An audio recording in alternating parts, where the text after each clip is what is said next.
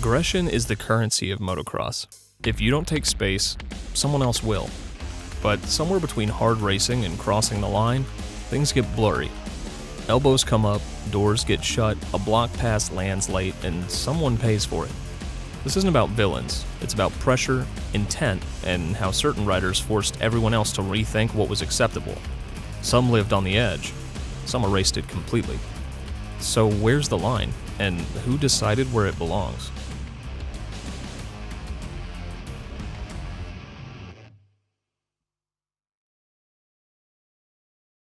Have you ever passed anyone clean without touching someone's bike? This year? This year. Yeah. With Barcia, you don't have to wait and see how he's going to race you. You already know. Justin Barcia doesn't ride aggressive by accident. He rides aggressive like it's a language he's fluent in. Like the bike makes more sense to him when space disappears and the corner gets tight. Late blocks, bar-to-bar contact, stuffing the front wheel into the inside line, it's not a phase, it's identity. And that's why he became the modern reference point.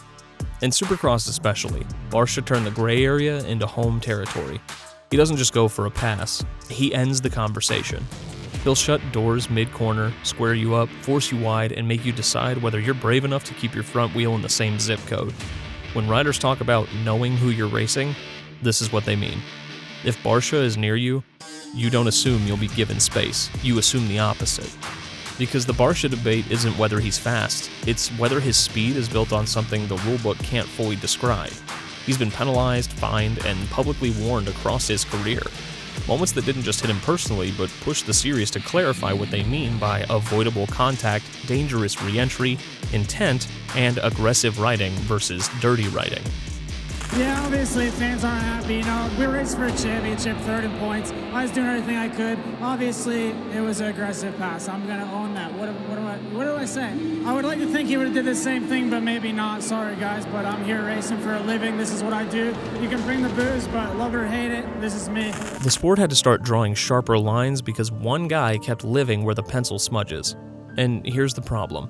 Barcia's aggression is so consistent that it almost becomes honest.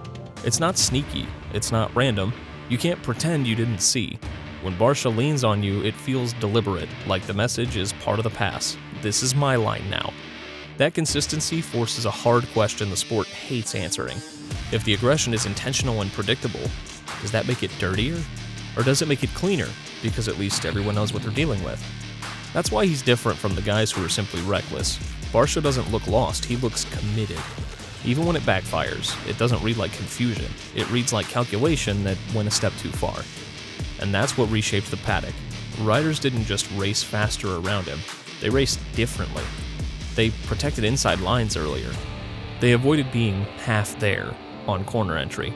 They made decisions sooner because hesitating near Barcia is basically signing up to get rearranged. That's the real legacy. Not the highlight clips or the penalties, but the way he changed how riders position themselves to survive a season.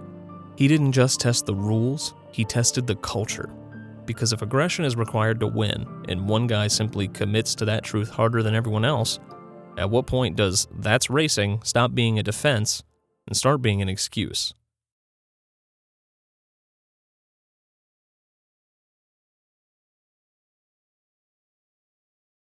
Should something happen to Friese? With Friese, the tension isn't just the hit, it's the confusion that comes right before it. Because unlike Barcia, who feels intentional, targeted, almost predictable, Vince Friese has built a reputation around a different kind of danger. The kind that looks like it happens because somebody simply didn't know where they were. Friese is infamous for being involved in incidents despite never being a title threat, and that's what fuels the debate. If you're not winning championships, why are you still at the center of so many pileups? Riders have publicly called him out over the years, not in the heat of the moment way, but as a repeated complaint. Lack of spatial awareness and re-entries that turn bad situations into disasters. That's the key contrast with Barcia. Barcia's chaos is deliberate. You can hate it, but you can read it. Friese's chaos feels like it comes from blind spots, like you can do everything right and still get clipped because he didn't process the situation fast enough. And Supercross punishes that kind of mistake brutally. There's no open track to reset. When you misjudge a lane, you don't just ruin one guy's corner, you domino half the field. A late block becomes a T-bone. A re-entry becomes a collision course. A simple mistake leaves a bike sideways in a rhythm section. Now here's where the debate gets ugly. Intent.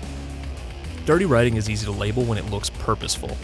But what do you call it when the result is just as destructive without the control? Because a lot of the Friese moments don't read like malice, they read like panic, like reacting instead of deciding. And that creates the question that splits fans down the middle. If your riding constantly hurts other people, does it matter whether you meant to? Some will say yes, because motocross is too fast and dangerous to accuse riders of being evil when they might just be overwhelmed. Others will say no, because at this level, I didn't mean to doesn't fix torn ACLs, broken collarbones, or lost championships. And what makes this reputation stick is how it changes the field around him. Riders don't just avoid Friese because they think he'll take them out on purpose, they avoid him because they can't predict him. Same thing with NASCAR and Formula One. Guys are afraid to go around Kyle Busch or Max Verstappen. I'm not saying I'm that level, but if guys are afraid to go by me, great, let them be afraid. And unpredictability in a stadium track is its own kind of violence. That's Friese's legacy in the paddock. A rider can be aggressive and respected if the aggression is controlled. But when chaos feels uncontrolled, it doesn't create fear, it creates resentment. And here's the harshest part. If aggression is supposed to help you win, and your aggression mostly ends other people's nights but doesn't elevate your own results, does intent even matter anymore?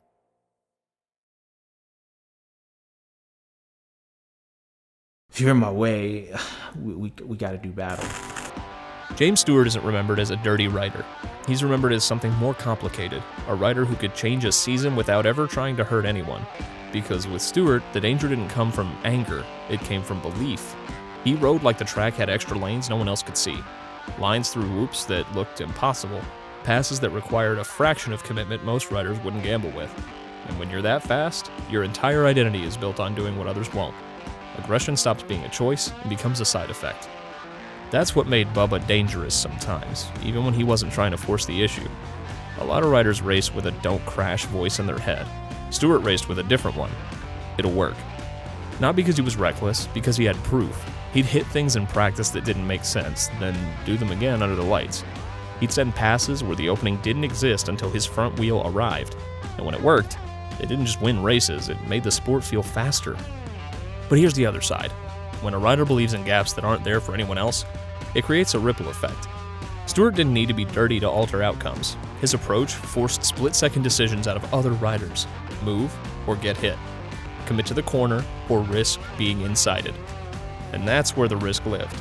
Not in intent, but in pace. Riders had less room to react. A pass that might be clean at normal fast becomes a collision at Bubba fast, because he arrives half a beat sooner. It's not that he wanted contact, it's that contact becomes more likely when you're rewriting the tempo of the race. And when it went wrong, it was loud. Not takeouts, not revenge, more like high-risk ideas meeting hard reality. A misread rhythm, a front-end knife, a crash that didn't just ruin his night but changed the points for everyone. Stewart's career has moments where championships swung, not because he was dirty, but because his approach carried a bigger crash tax than most. This is incredible to get some perspective of the risks that James Stewart took and the fucking size of the crashes that he had. Like, unbelievable crashes, and just year after year after year, and like still winning championships. And like some of the crashes too, like this one with Kennard, is just like no respect for the guy in front of him. Because he represents a category the rulebook can't punish. Unintentional aggression born from confidence. A rider doesn't have to be looking for contact to be dangerous. Sometimes all it takes is speed and belief. He made people faster just by existing. He made the safe option feel slow. His presence pushed the sport forward, but raised the risk floor for everyone trying to keep up. So where does Stewart land? He wasn't dirty, he wasn't out to hurt people, but his aggression still had consequences, because it only takes commitment and speed to erase someone else's margin.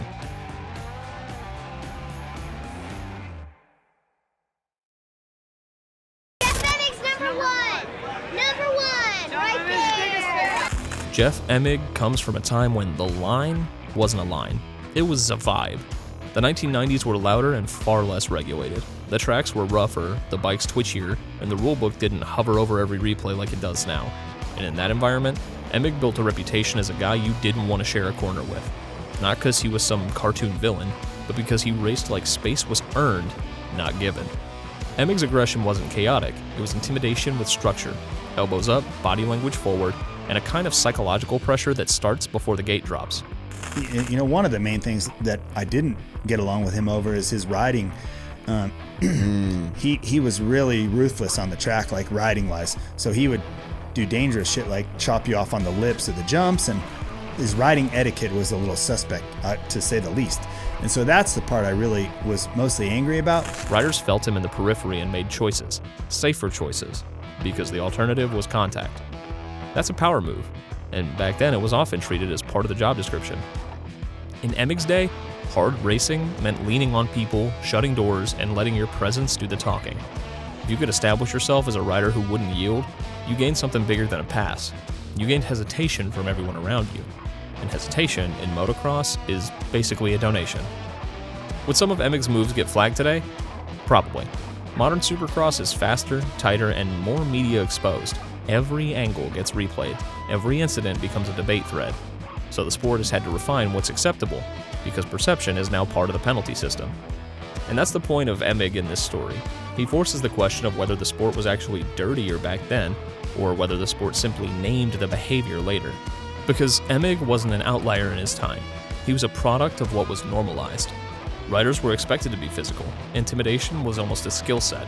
And when you watch old footage, it doesn't feel like one bad actor. It feels like a whole culture of don't complain, get tougher.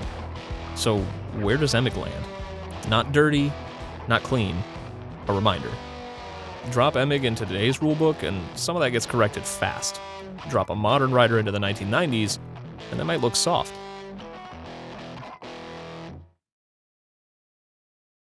I don't want to be messing with Jason Anderson. Jason Anderson's riding incredible this year. Jason Anderson is what happens when aggression grows up and starts reading the rulebook. He's not wild, he's not blind, and that's exactly why his style gets under people's skin. Because when Anderson decides to race you hard, it feels intentional. Like he's already weighed the risk and decided the contact is worth it. He'll block when it counts and squeeze a corner just tight enough that you have to choose, back out or crash. Anderson's aggression shows up most in high-stakes moments, late in mains when the track is baked, the ruts are deep, and everyone's running on survival instincts. That's where he becomes a chess player with handlebars. He's not hunting highlight passes, he's protecting position. If he's in front, he'll defend like it's a title fight, even if it's for P3. If he sees an opening, he'll take it, confident, direct, without apology. It's modern because it's controlled. There's no accidental oops, no sloppy re-entry chaos. He usually knows exactly where the other bike is, and that's where the debate starts. With Anderson, riders and fans aren't arguing about awareness, they're arguing about ethics. There it is. It's no, Roxon's down. Anderson stays up. I went on the inside of him in the sand, and I would just I went for it. I don't believe that was intentional. I think the two lines came in together. Yeah, it ended up not so well, but yeah, I just don't want to be that guy. But I'm that guy tonight, so maybe not look at the Instagram too much because we're going to be getting some heat. And Anderson thrives in that space where the rulebook says technically allowed, but the paddock still has opinions. He forces a question the sport can't officiate cleanly. If aggression is planned and legal, does that make it acceptable? That's why he's different from Barcia. Barcia's aggression is identity, heat, emotion, instinct. Anderson's aggression feels like a setting you can switch on and off. That's what makes it colder. And for some riders, cold aggression is worse because it feels like being treated as an obstacle, not a competitor. And it works. Riders race him differently. They know that if they come in half committed, he'll close the door. And once that expectation exists, you've already won something before the pass happens. You've created hesitation. Because we like to believe there's a clean separation between hard racing and dirty racing, but Anderson lives in the gray that's hardest to police: strategic aggression. No panic, no overreaction, just calculated pressure that forces mistakes. Anderson's legacy isn't about penalties or blow-ups. It's about racing right up to the edge of what's allowed and letting everyone else argue about it. Because when the stakes rise, the sport doesn't just test speed. It tests what you're willing to do to protect the position. And Anderson has never been shy about that answer.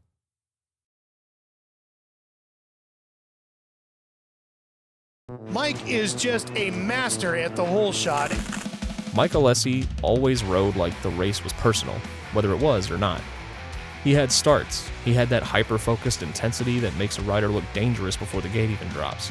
But Alessi's reputation didn't come from being a calculated aggressor like Anderson, or a consistent line walker like Barcia. It came from something messier: emotion. The sense that what happened on the track could swing based on mood, pressure, or a moment of frustration. Nobody questioned how badly he wanted it. The problem was how that want sometimes leaked into decisions, especially when things didn't go his way. When he was in clean air, he could look brilliant. When he got crowded, and when a start didn't hit, that's where the instability showed up. Because aggression without control doesn't have a plan, it has reactions. And reactions at race pace are dangerous. They create blocks that aren't timed, lines that aren't clean. It's not planned, but it's not safe either. It's the kind of riding that makes other riders hesitate, not because they think you'll take them out on purpose, but because they can't predict how you'll respond when pressure spikes. Now Alessi! Oh! He just center punches him! That is a straight T-bone. That is not going to sit well, and Tickle is injured. Right here, look, bam, just lets the clutch out. Straight T-bones. I have a feeling that the AMA, who governs these races, is going to have a little something to say about Alessi right there, and that may have just cost him. That unpredictability bleeds into reputation fast, and Alessi's reputation became bigger than his results.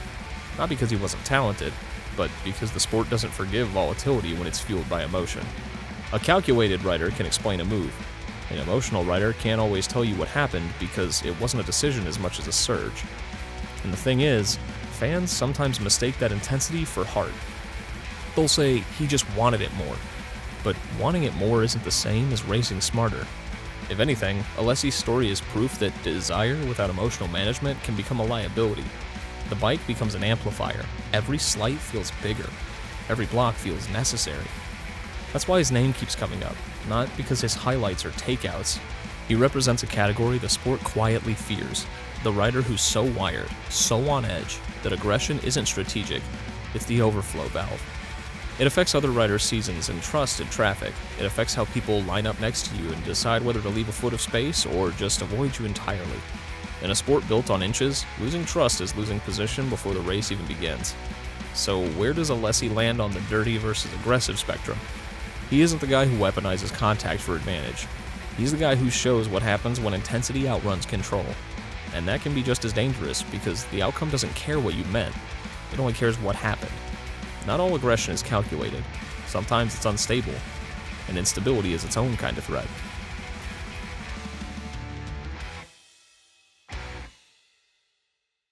I was ready to go after him and do a little retaliation or something. Chad Reed wasn't the guy you called dirty. He was the guy you planned around. That's a different kind of power. Reed's reputation wasn't built on penalties or controversy. It was built on something colder and more exhausting. Certainty. If you raced Chad Reed, you knew you were going to get raced the same way he raced everyone. Hard, direct, and without backing down. Not because he was emotional, because that was the deal. That was the contract you signed the moment you lined up next to him. Reed's aggression didn't feel random. It felt like survival discipline. Like a guy who came up believing you don't win space by asking politely. He'd lean into the first corner, protect lines like they were property, and apply pressure lap after lap until your rhythm cracked. It wasn't always flashy. Sometimes it was just presence, close enough that your mistakes got louder. What's important is the difference between fear and hate. Riders might hate unpredictability because it feels unfair. Reed didn't feel unfair. Reed felt inevitable. You know, with Chad, I don't know. He's definitely got some out for us. I don't understand, but trying to cut across the track and take us out, it's really uncalled for. You know, it's not very mature. And like Marvin said, it's hard to pass, you know, and it's almost like if you're a lapper, you got to move over. And I just don't know, I guess, why he's got to get involved with what me and Eli's position. If he was on the same lap, I understand, but I mean, I think we all would. But it's just he's a lapper, you know, and it's just unfortunate. But what do you do? If he came inside, he meant it. If he blocked, it was because you left a door open. If contact happened, it wasn't because he lost control. It was because he was willing to commit harder than you were. There's a strange purity in that. You can't say you didn't know. The paddock adjusted because they understood the rules of the engagement. Reed didn't hide behind, my bad. He didn't ride like a mystery. he rode like a guarantee. So I asked the uncomfortable question, if everyone knows exactly how you'll race, does that make it cleaner? Because Reed's aggression still had consequences. It forced split-second choices and punished half commitments. It turned the inside line into a trap if you didn't defend early, but it rarely crossed into the territory that makes people feel cheated, because it didn't come from sloppy riding. It came from standards, and Reed's standards were brutal. He raced like every lap mattered, even when he was limping or when he was out of the title. That's why he earned the respect he did. He didn't play politics. He simply refused to yield. That consistency is why Reed belongs on a list about redefining the line. Sometimes riders redraw it by making everyone realize what they can't expect. Reed taught the paddock, you are not owed room. If you want the corner, you take it with commitment and accept the risk. And the fear he created wasn't the fear of getting taken out, it was the fear of getting outworked. That's not dirty riding, that's relentless riding. And in a sport built on fatigue, relentlessness is a weapon.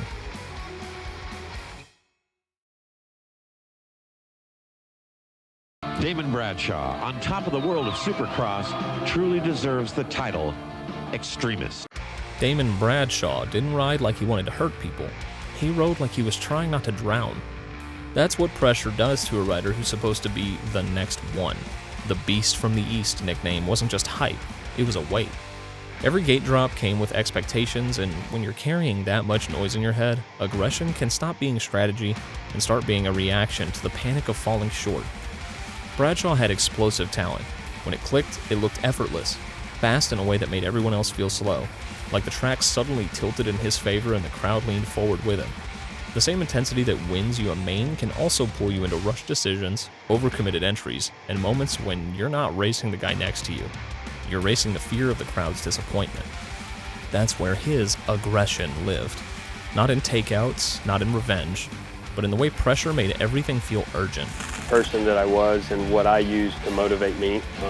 And there was a lot of aggression there. I mean, there really was, and that was what motivated me. And I didn't have any friends, and didn't want any at the time of my career. But that was just how I was driven, and that's what made me the person that I am today. And the success that I was able to have, I feel like I have to relate, back to that.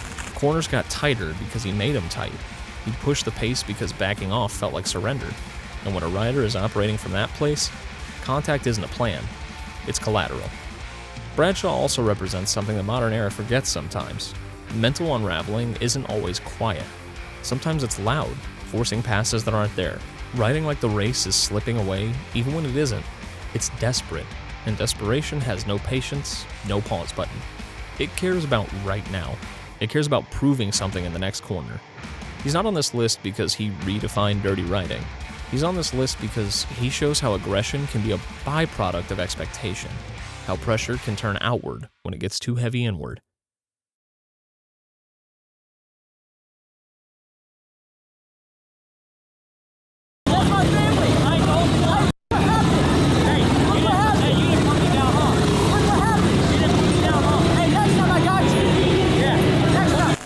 Haiden Deegan doesn't just race, he announces himself. With Deegan, the controversy isn't only about contact, it's about what the contact means in a sport that's always arguing about respect. Because Deegan is coming up in an era where perception is half the race. Every move gets clipped, every hard pass has an audience before the checkered flag is waved, and Deegan rides like he understands that. Confident, physical, unapologetic, aware that fans are watching tone as much as technique. To one group of fans, he's exactly what the sport needs: swagger, intensity, and a willingness to race like the old days weren't a myth. To another group, that same confidence reads like disrespect, like he's skipping the traditional earn it quietly route and replacing it with volume. And the tricky part? The generations don't even agree on what dirty looks like anymore. Older fans remember eras where elbows were normal and intimidation was part of the craft. Younger fans grew up in clip culture, where any hit becomes a moral argument. So Deegan ends up being a mirror. You watch the same block pass and see either hard racing or entitlement. That's why his reputation is still being written in real time. On track, he's not reckless like Friese. He's not lost. His moves look intentional. Protect position, take line, send a message. When a rider believes they belong and rides like they own the space, it forces everyone else to react. Deegan's aggression isn't just aimed at riders, it's aimed at the conversation around him. and that makes fans treat his riding like a referendum on the sport's direction. Are we evolving into a cleaner era where respect is part of the brand, or cycling back to something older, where fear and force still matter? Even the way riders respond feels split. Some race him harder because they don't want to be punked by the new kid. Others avoid unnecessary contact because scrutiny is intense now. One wrong angle, and it's a week of headlines. Either way, Deegan changes behavior. Is confidence being mistaken for disrespect? Or is disrespect being disguised as confidence? Yeah, man, this means a lot to me because people doubted me all the way. They tell me I was all hype coming into Supercross and motocross, and they just mad that I'm him, and they got to deal with it. If you don't like it, you can honestly. Hey, we the champ now, and let's go, baby! Deegan isn't just living on the edge of acceptable contact. He's living on the edge of acceptable attitude. And in today's motocross culture, sometimes attitude gets judged harder than the past itself, especially when cameras are everywhere and opinions form instantly. So where's the line with Haiden Deegan? Maybe the better question is, whose line are we using? Riders, fans, or the internet? Because depending on who you ask, Deegan is either the future or the warning sign.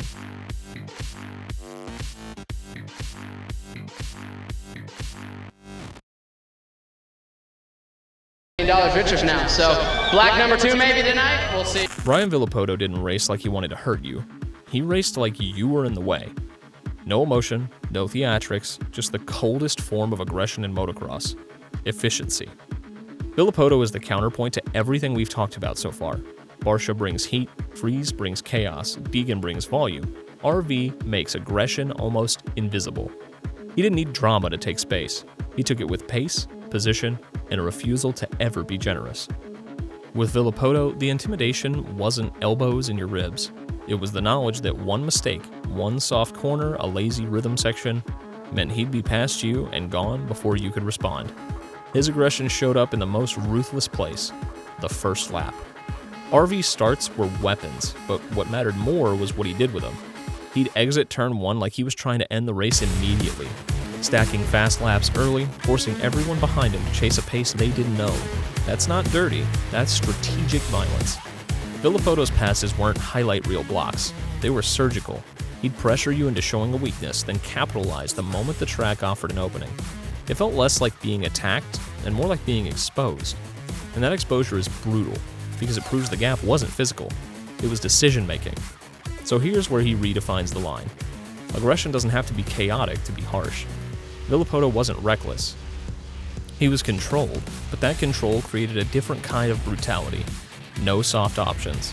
Some riders make contact. RV made you panic without touching you. You'd rush corners, you'd overjump trying to keep pace. That's aggression as environment. Pressure applied so consistently it reshapes how others ride, think, and choose risk. What made it feel without apology is that RV didn't play the social game. He wasn't interested in being liked. If you got past, it was because you left the door open or couldn't hold the pace. Riders might not enjoy it, but they understand it. It's hard to call a guy dirty when the damage he does is mostly to your confidence. He just was, he always had this little extra speed, this little bit extra, you know, and I feel like he knew me well enough to like know my strengths and know like, all right, I can't let this or this or this happen. Like he knew how to play it. And over the course of a championship, he was just tough too. Mentally, he was really, really tough. Like you weren't gonna break him. If you race with zero generosity, never easing up, never softening, does that make you cleaner because you're controlled, or harsher because you strip the sport down to survival? His aggression didn't look dirty, but it forced everyone else into desperation. And desperation is where crashes are born, even if the rider causing it never breaks a rule. Villopoto didn't live on the line. He moved it by making the clean way feel cruel. The truth is, the line only shows up after someone crosses it. So, now it's your turn. Who was dirty, who was just hard, and where do you think the line belongs? Drop your take in the comments. Thanks for watching, and as always, stay wicked.